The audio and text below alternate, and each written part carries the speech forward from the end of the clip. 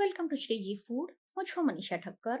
આજે આપણે દિવાળી માટે એકદમ સરસ ક્રિસ્પી અને મસાલેદાર મકાઈ પૌવાનો ચેવડો બનાવીશું.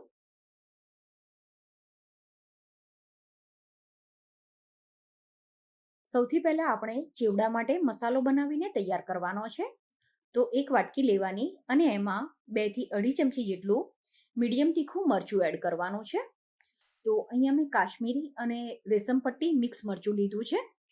આની સાથે કલર માટે થોડી હળદર એડ કરવાની. પછી 1 નાની ચમચી જેટલો ધાણા પાવડર ઉમેરવાનો છે.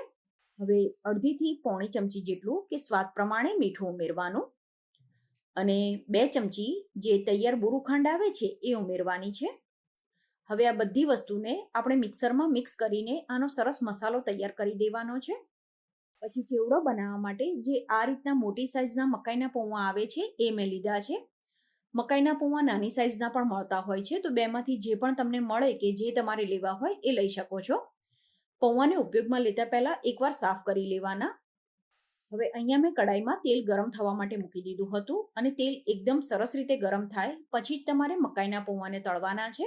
હવે આ રીતનો કાણાવાળો જે વાટકો આવે છે એ લેવાનો અને ગેસની હાઈ ફ્લેમ ઉપર આપણે આ પૌવાને તળી લેવાના છે.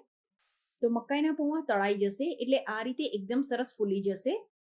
હવે એને એક વાસણમાં લઈ લેવાના અને આ રીતના 2 ઘણ તમે તળી લો એ પછી જે મસાલો તૈયાર કર્યો છે એ આના ઉપર નાખવાનો. મસાલો સ્પ્રિંકલ કરી દઈએ. પછી પૌવાને આ રીતે ઉપર નીચે કરી દેવાના અને ફરીથી થોડો મસાલો એડ કરવાનો છે. એ જ રીતે બાકીના પૌવા તળતું જવાનું છે અને વાસણમાં નાખતા જઈને એના ઉપર મસાલો એડ કરતા જવાનું. તો આ રીતે ગરમ ગરમ પૌવાની ઉપર જો તમે મસાલો એડ કરશો તો બધા પૌવાની ઉપર એકદમ સરસ રીતે મસાલો ચોંટી જશે. હવે ચેવડામાં નાખવા માટે થોડા સિંગદાણાને ફ્રાય કરી લેવાના. તો તેલ એકદમ સરસ ગરમ છે, તો ગેસ ચાલુ રાખવાની જરૂર નથી. ગેસ બંધ રાખીને જ આ સિંગદાણાને તળી લેવાના. જો તેલ વધારે ગરમ હોય તો સિંગદાણા ડાર્ક કલરના થઈ જતા હોય છે અને અંદરથી ખાવામાં પોચા લાગે. સિંગદાણા તળાઈ જવા આવે એ ટાઈમે જ આમાં થોડા મીઠા લીમડાના પાન ઉમેરવાના. મીઠા લીમડાના પાનને ક્રિસ્પી થતા વધારે સમય નહીં લાગે. સિંગદાણા અને લીમડાના પાન સરસ રીતે ક્રિસ્પી થઈ જાય એટલે એને પૌવામાં એડ કરી દેવાના. પછી સિંગદાણા અને લીમડાની ઉપર પણ થોડો મસાલો એડ કરવાનો છે અને ફરીથી ચેવડાને સરસ રીતે મિક્સ કરી દેવાનો. આ ચેવડાને બનાવીને તમે એરટાઈટ ડબ્બામાં 20 થી 25 દિવસ સુધી સ્ટોર કરી શકો છો.